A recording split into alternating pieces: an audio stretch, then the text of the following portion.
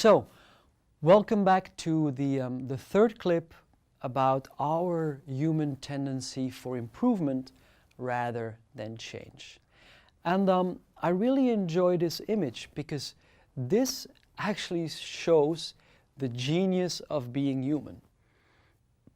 I don't think there are so many animals or plants who can do these things that we can, namely to invent tools or systems or processes that can make it easy for us to actually do hard and complicated tasks. And in the previous clips, I focused on evolution theory, on how people learn while they live, so living is learning.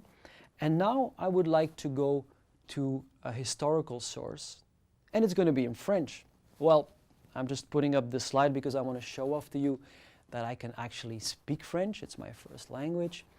And Jacques Attali wrote a fantastic book in which he actually goes back into history, but 10,000s of years back into history, to then make a jump into the future. And he makes a marvelous claim. Now I will translate this passage in English to you.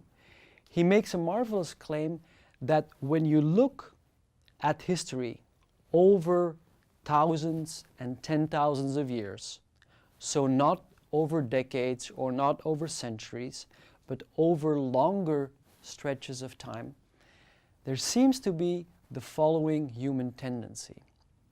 Namely, that humans continuously want more freedom. And this freedom can be the freedom to work less. So one reason why we created machines, why we've developed cars and machines and all sorts of tools, is because we actually want to make it possible for us to choose not to do certain work anymore. I mean, there's nothing wrong with washing the dishes. I sometimes still do this at home. But we've created a tool so that we actually have the choice of not having to do this ourselves.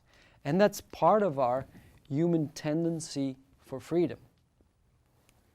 Second example, our sense of freedom we also notice in how we design our political systems.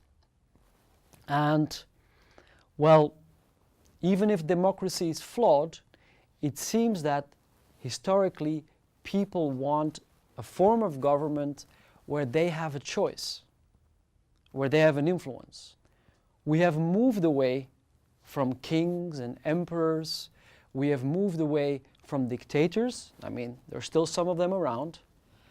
And we have gone to a form which allows us a lot more freedom.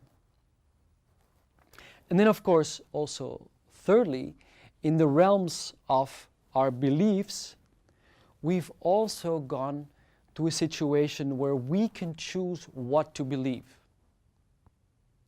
Nowadays, in our times, it is okay to be an agnostic, to be an atheist, or to believe in something, some organized form of religion.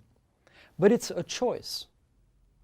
And if we go back thousands of years in history, we notice that there were moments that it was not a choice. That when you were not a Christian, or not a Muslim, or not whatever, did not belong to that way of thinking, other people would even kill you for that. Now, some of you watching this clip may say, yes, but there's something wrong here, because if we look at some tendencies in the world today, like terrorism in the name of an organized religion, or if we look at certain people who are running countries and who act as dictators, we may say, well, there seems to be this new tendency to limit our freedom.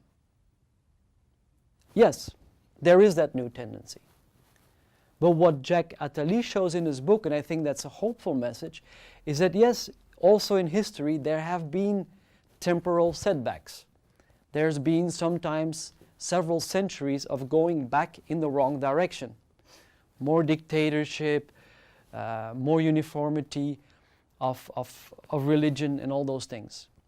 But those temporary setbacks will never be able to stop the human tendency for more freedom in all those domains.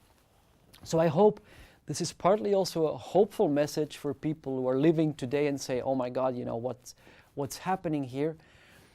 Maybe we will not notice all that freedom in our lifetime, but please remember there's biological, historical, psychological forces for people going into the sense of more improvement.